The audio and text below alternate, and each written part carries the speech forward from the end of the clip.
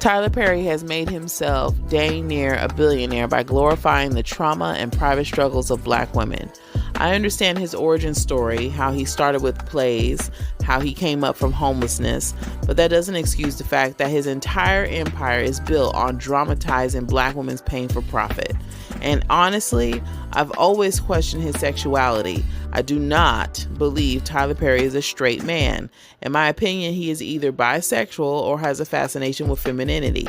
There is nothing about him that strikes me as alpha male, and I believe the reason he stays in the closet is because he knows the truth would destroy his core fan base, which is Black Christian women. He covers it up with his faith claims. He throws the name of God around, but let's be real. There are receipts showing that just because someone says, Lord, Lord, it doesn't mean they're living in truth. Tyler Perry wears the mask of Christianity while building his kingdom off of pain, dysfunction, and broken homes. He's not writing testimonies, he's writing trauma scripts. From his very first play, he spotlighted the suffering of Black women in ways that do nothing to help us heal. Affairs, betrayal, loneliness, abandonment, side chick syndrome, baby mama bitterness, struggle, and more struggle. Black women already live this. We don't need it monetized, glamorized, and wrapped in gospel music to make it look redemptive when it's just exploitation. And not only is he dramatizing the dysfunctions and the traumas of Black women, he also doesn't really mention about how we need to take accountability for some of the decisions that we make.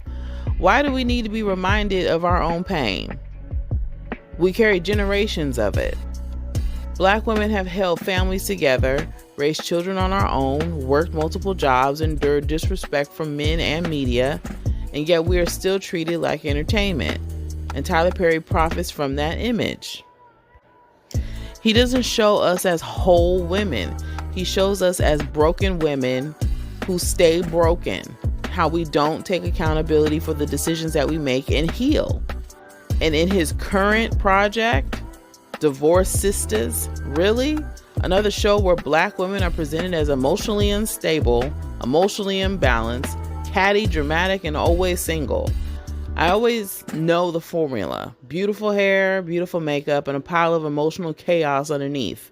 Why can't we get shows that reflect strength with stability, marriage with love, womanhood with dignity? I'm not saying the struggles aren't real. I'm saying stop selling them to us like it's healing. Accountability is healing. Let us show us taking responsibility for the decisions that we make, so that way we can be better women. It's not healing to keep selling to us pain. It's conditioning. And worse, Black women agree to it. We line up to play the bitter wife, the loud sister, the angry baby mama, or the side chick because it pays. But at what cost? Your legacy, your self-respect, the image you leave behind? Nothing that hits the internet disappears. Every role becomes part of the narrative that we are hard to love, loud, broken, irresponsible, impossible to lead, and always settling. Let's be honest. Tyler Perry appointed himself the spiritual playwright of the Black community, but he is not our voice. He's not writing for us. He's writing about us to sell us back to ourselves as trauma entertainment. He's not leading us to God. He's leading us to familiar dysfunction dressed in choir robes and fake healing. I believe Tyler Perry is hiding more than his sexuality. I believe he is mocking God while using the Black Christian community for money. His early plays were built for churchgoers. My own mother used to watch them faithfully. But where's the fruit? My mother was watching his plays 15 years ago, single, and she's still single now. She stayed the same, still bitter, same heartbreak, same pain. His content doesn't transform. It just repeats the cycle. There is no truth anointing in his work.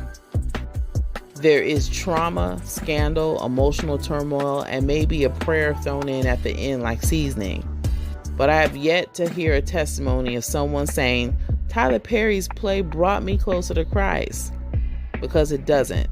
It brings you closer to confusion, closer to resignation, closer to believing that being a side chick, being alone, being desperate is just your destiny, your lot in life. Tyler Perry glamorizes mediocrity. He normalizes dysfunction. He makes it look beautiful on the outside and poisoned on the inside. And Black women, we have to wake up. We are not all loud. We are not all broken. We're not all side chicks. We are not all desperate.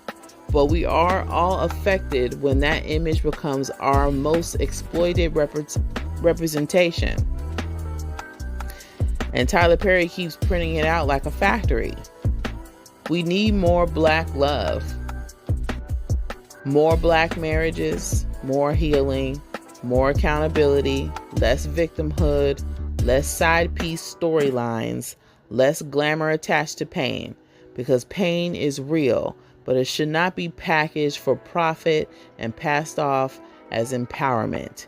If Tyler Perry were truly a man of God, his work would bear that fruit. It would uplift. It would convict. It would point people to Jesus, not to generational dysfunction with a soundtrack. His work wouldn't just expose the wounds, it would teach us how to heal. But he doesn't. He builds stage plays on the backs of Black women suffering, and we pay for the ticket, thinking it's solidarity when it's just another performance. Black women, Tyler Perry is not your voice. He is not your healer. He is not your leader. He is a businessman in a cross-dressing costume who has learned how to monetize your heartbreak. And it's time for you to wake up.